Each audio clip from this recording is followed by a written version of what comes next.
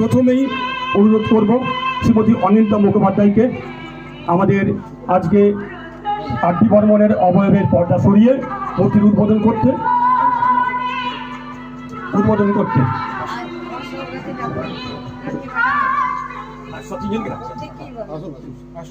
আমি আরডি বর্মনের অবয়বের আনুষ্ঠানিক উদ্বোধন করার জন্য আগে অপেক্ষা করে দিন পর্দাটা